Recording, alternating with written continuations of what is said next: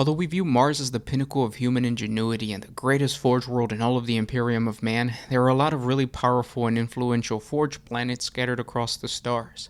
Many of them act as a miniature Terra for their sector, as they provide guidance and protection in times of crisis, and they act as a governing hub for the many neighboring planets. Like most planets within the Imperium, these forge worlds have been the target to not only Xeno raiders, but also the malignant powers of the Immaterium. Should a major forge world fall, an entire region would collapse under the assault of the enemy.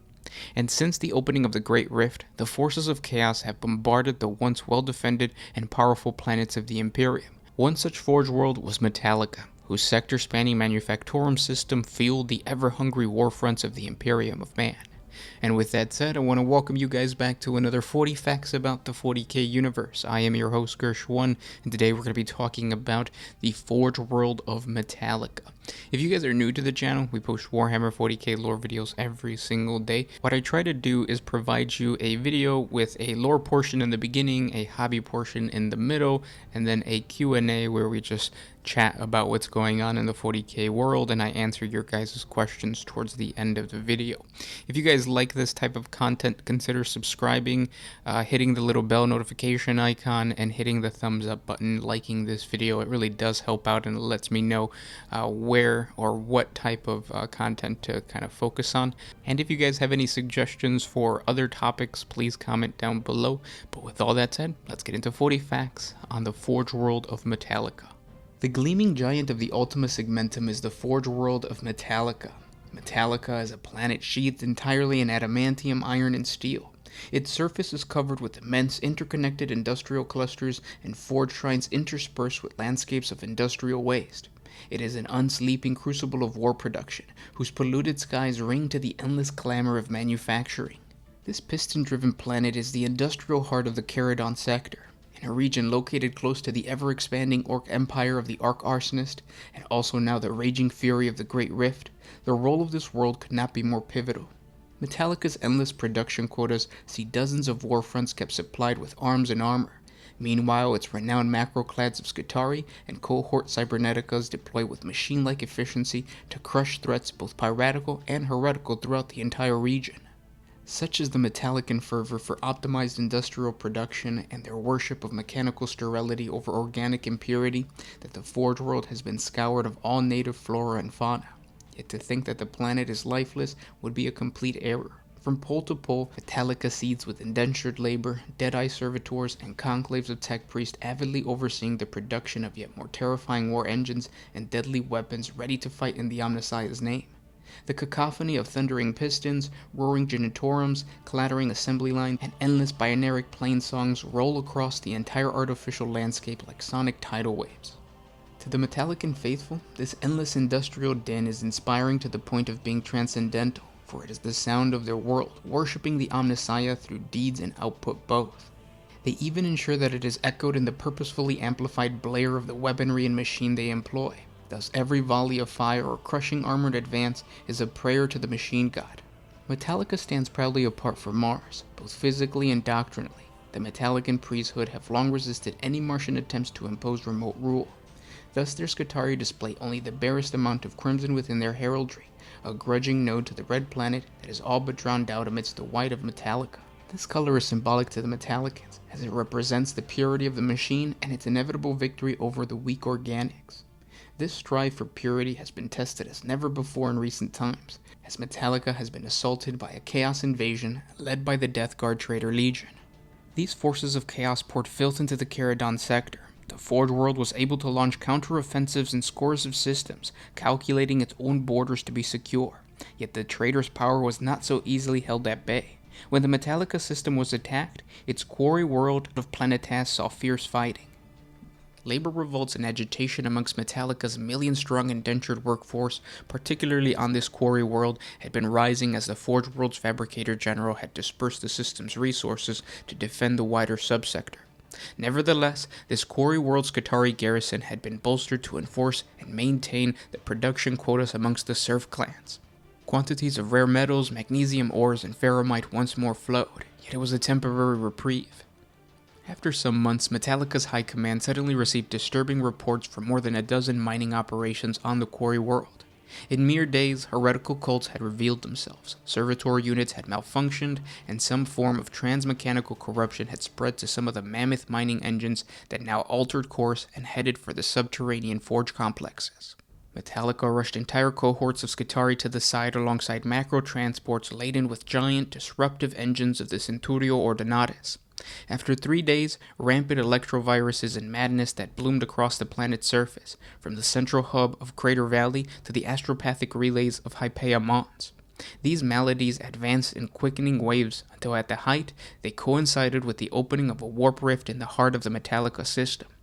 In those dark days that followed, mankind came to know this rift as the Sore, and from it poured even greater threats. Rather than dash themselves against Metalica's rigid system defenses, the Death Guard had employed the rotting death throes of an entire world in a distant system to eat into the flesh of space and time. Like a maggot burrowing through a corpse, their sorcery had chewed open the rift, allowing immense and ancient warships to traverse the passage and lumber forth from the Sore. From them came attack craft bearing heretical Astartes, demon engines, and all manner of other corrupted horrors. The Overseer Imperator of the Quarry world, Shyvon, had adapted her Dominus war protocols as soon as the empiric energies of the Sore had been detected. Connected to the world's macrocognitator banks, Shyvon personally managed the overall strategy. The Quarry world was a source of incredible wealth for Metalica, but of far greater value were the technologies employed upon the planet. The world's resources were scattered throughout hyperdense minerals requiring unique mechanisms and refinery processes to extract. Mining engines thought dating back to the system's colonization were relics beyond any price, as were the 2 atomic smelters and the fleets of servo-operated geodelvers. Dominus Shyvon, in an spheric communion with their senior magi, formulated a strategy. This 3-phase operation would brutally purge the corrupted elements already on the planet and hold back the worst that the Death Guard threw at them, all the while preparing for the retrieval of the sacred technologies and engine cores. At Garenhive, an uprising of rabid plague cultists were corralled by squadrons of sulfur hounds. They encircled huge mobs of the infected, driving back hundreds of sore-ridden heretics and techno-possessed servitors into flame-lit service tunnels before sealing them inside. Meanwhile, the attempted sabotage of the Prometheum repository by cultists in the dockyards were uncovered by the Sicarian infiltrators of Delta Maniple. The reinforcing cohorts of vanguards and rangers intercepted the cultists' own rear guard and destroyed the insurrectionist control center. The Dominus continued to feed more cohorts of devoted Skitarii into the meat grinder of the planet. The evacuation of the irreplaceable and most sacred engines began in earnest, but it was a slow process. The vaunted artifact engines of the Ordinatus released their final incandescent payloads or kept firing their unique energy weapons until the last possible moment, before the singular Leviathans too were marked for retrieval. Hastily requested lifter barges fortified against the atmospheric descent had arrived from Metalica, and into their cavernous holds went these devices of exquisite and ancient design. The careful procedures of supplication and decontamination were carried out as swiftly as was dared. The tech priests were fearful of angering the machine spirits of those being evacuated. Super heavy capacitor ships grazed the atmosphere above the holy site, ionizing the air for miles around and sanctifying the ground with sparks of power. Shyvon surprised her junior tech priests by delegating oversight of these operations to them. She redoubled her efforts to curtail the Death Guard's victories, absorbing ever more sources of data as she orchestrated the global defense. She monitored teleportation flares, redirecting reinforcements to their locations within nanoseconds, and abandoned battles she saw as inconsequential. The evacuation of the planet's prized assets was mostly successful, though there were some tragic losses. At Mordibus Temple, the atomic smelter was destroyed when a rogue mining engine broke into the underforge from below. Far less tragic losses included the surviving cohorts of Skitarii and the remaining loyal clans of the labor serfs. They were commanded to maintain their battle protocols until victory or termination, as the lifter barges bore their precious cargo back to Metalica itself. And that's the lore to the Forge world of Metalica and the battle that was raging with the Death Guard. Let me know what you guys think in the comment section below. I really like Metalica as a Forge world because of their color scheme, but that's about it. If you really look into the Metalica lore, they're not very unique, and I feel like when you look at any other army, so like the Space Marines with their chapters or the Orcs with their clans, the different clans, the different chapters, all of the different distinctions, They do add a certain flavor to the army that's unique, and I don't feel the same about the Adeptus Mechanicus and the Forge Worlds. I feel like all Forge Worlds are pretty much similar to Mars. The color scheme is really the only thing that changes. Sometimes, like, they will favor close combat versus like melee and stuff like that, but nothing as flavorful as like the stories of the different, even like Tyranid high fleets. I feel like those are flavored way better. Like, their adaptations have lore to them, whereas the Adeptus Mechanicus is just like, no, these guys are white. The color scheme is awesome, though. I do like the color scheme. Really cool. Unless I'm wrong, I'm going to be doing more lore on the Adeptus Mechanicus because I just recently bought the Codex. This came from the Codex. And I'm really excited to play Adeptus Mechanicus on the tabletop because supposedly the army is really good. I mean, the Codex just came out or was just released, but I'm going to be covering other Forge Worlds. So if you guys have a particular one that you guys would like me to talk about is first or next, a comment down in the comment section below. But yeah. Now it's time to move on to the Q&A portion of the video. So you guys left some questions and comments for me in the 40 Facts and Lore on the Demon Engine Aruntar, which was posted yesterday, and today I'm going to answer them for you. If you guys want me to answer any questions or comments for tomorrow's 40 Facts video, just comment down in the comment section below and I'll get to them tomorrow. So let's get into it. This one comes from Patrick Smith. What Chaos faction would the Fruit Fly be aligned with? Is it a true allegiance, if it's true allegiance or known? That's true. I don't know how to communicate with a Fruit Fly, and I don't know if the Fruit Fly is intelligent enough to know what it is praising. And for all those that don't know, in yesterday's 40 Facts video, I kept getting bothered by a Fruit Fly while I was answering these questions. But the Fruit Fly is gone now. It's dead. So it can't be Nurgle. I know the initial thought is Nurgle because Nurgle is all about rotting flesh or just entropy in general. And when you think of Fruit Flies, you think of rotting fruits. But no, the Fruit Fly died sometime last night, sadly. So it could not have been aligned to Nurgle because Nurgle is the god of entropy. He wouldn't let any of his followers die.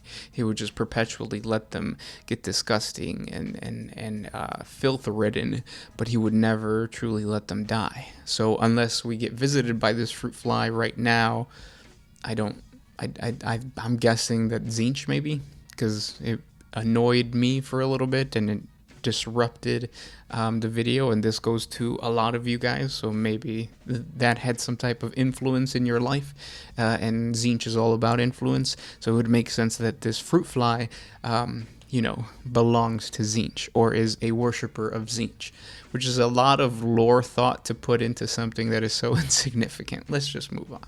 Next question comes from Scion the Iron Hand. Would a fully assembled Catan shard challenge a Chaos God? No, probably not. A fully assembled Catan would be extremely powerful, no doubt, for sure.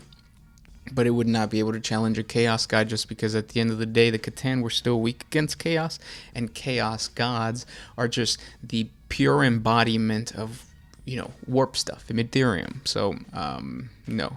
I actually don't really know what would challenge a Chaos God. You guys can comment down below, let me know what you guys think could challenge Khorne or Nurgle or Tzeentch or whatever. But honestly, even the Emperor himself, until he becomes a god, I don't think could challenge one of these beings. But yeah.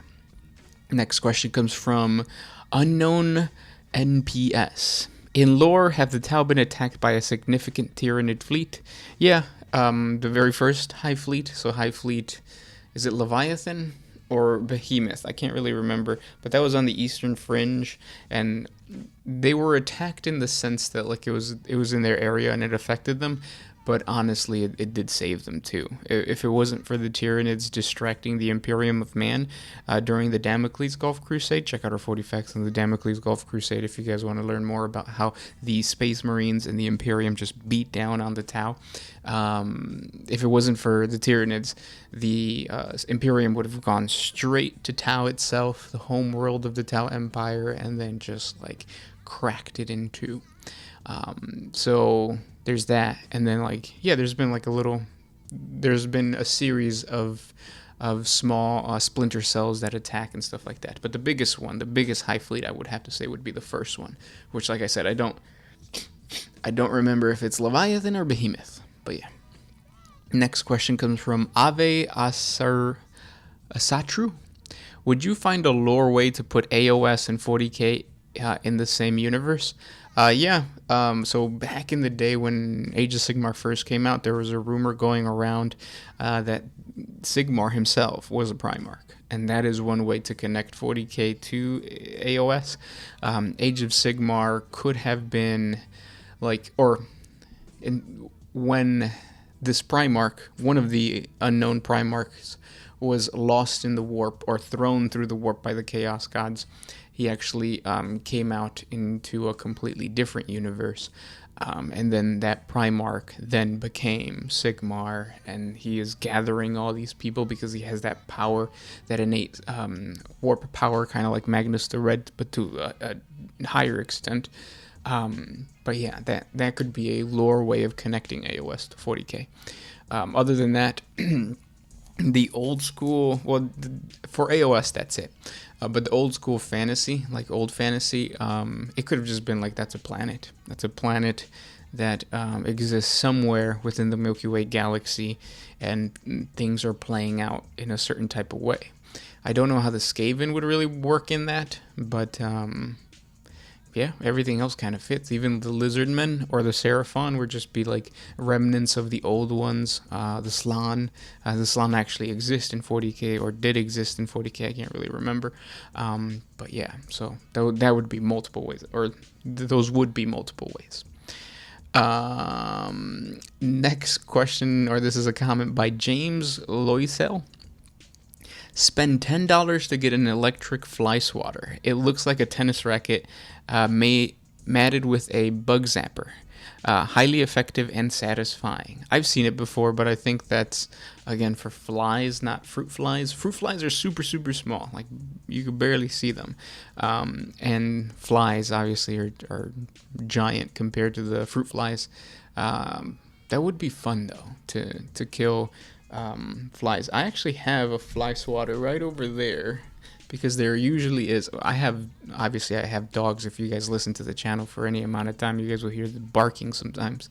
But we usually let them out, and we leave the back door open slightly, and that's just enough space to let the flies come in, and they'll buzz around here and stuff like that. So I have to kill them with a fly. So maybe buying a electric fly swatter would be nice and fun. You can help us out by supporting us on Patreon. Link down in the description below. $1 a month will push me towards buying a fly swatter. Just 10 months. Give me 10 months and I'll buy a fly swatter. Next question. This one comes from TJ Strange. If Sanguinius hadn't been slain by Horus, would the Blood Angels still suffer the Black Rage or the Red Thirst? The Red Thirst, yes, because the Red Thirst was the whole, like that has been a genetic flaw since the very beginning. The Black Rage, probably not, because it was psychic backlash from the death of Sanguinius. So if they bring him back in the future, I mean, they rewrote some lore, some things got pushed out and all that kind of stuff, but yeah. This next comment comes from I. Wilson. Why aren't the Necrons good? The Necrons are really good. Like, the Necrons are good on the tabletop, in the lore. Everything about the Necrons is pretty good. I don't know what you are referring to by saying that they're not good. They are very good. Even their lore. They're painted out to be like these old, wise, robots, basically. So yeah. This next question comes from Poisant Power Napper. Do you think that at some point the current themes and ideas of 40K will have become so stale that they need to progress the story significantly? Say by returning the Primarchs, resurrecting or ascending the Emperor, etc. No, I think GW is doing a really good job. Or, well, yeah, sure, like maybe in the future, but like the odds of that happening are pretty slim just because GW has been doing a really, really good job at focusing on the lore. Even like technically we're seeing progression right now with the return of Gilliman, the Cicatrice Maledictum, but even like the smaller faction-based stuff is really good, and like they're putting in details, a lot of details. So we just recently passed. What was it? It was the Psychic Awakening. So like in the future, we're probably gonna have something. But I feel like GW is really doing a good job of like fluffing up the lore every single codex for that specific army. So maybe what we felt back in like 6th and 7th edition of the staleness in the lore will come back later on in the future. But for right now, I feel like 40K is very like up to date, really good, really enjoyable, yeah. Comment down below, let me know what you guys think, especially if you guys are old geezers who have been playing for a while. What do you feel right now currently with all of the different updates and the lore, not changes, but the lore updates and stuff like that? And then this would be the last question. This one's coming from Moggy's Workshop. Don't know if you've seen this question. What is your expectation for the next story for 40K? Example, another Primarch comes back, Dante is killed off, Alpha Legion / Fallen Angels finally play their parts in their secret mission? Question mark. I am going to make the prediction that the next big event is probably going to involve the Tau Empire. And the reason for that is I feel like the Tau Empire got a little bit of hype with the Exodite movie, and I feel like that movie shouldn't have been as popular in GW's eyes as normal because it's dealing with the Tau Empire. So the fact that they're kind of focusing on that leads me to believe that maybe in the near future we might see some type of like Tau story. That lets them interact with all the other races more intimately. But we'll see. If not, obviously something Imperial. A Primarch coming back? Probably not. Dante killing off? No. Alfarius or Alpha Legion? No, I think that's kind of like endgame stuff. And then Fallen Angels? Maybe, but if we see the Fallen Angels or anything that has to do with the Fallen Angels, we're probably going to see the Lion come back, which would be kind of cool. But yeah, so my prediction, we'll see if we're right, or we'll see if I'm right, is that something big's going to happen to the Tau Empire. But yeah, those were the questions for today. If you guys have more questions for me, please comment down below. I hope you guys are enjoying these 40 Facts videos, and I'll talk to you tomorrow. This was Gersh1 with One Mind Syndicate signing out. Oh,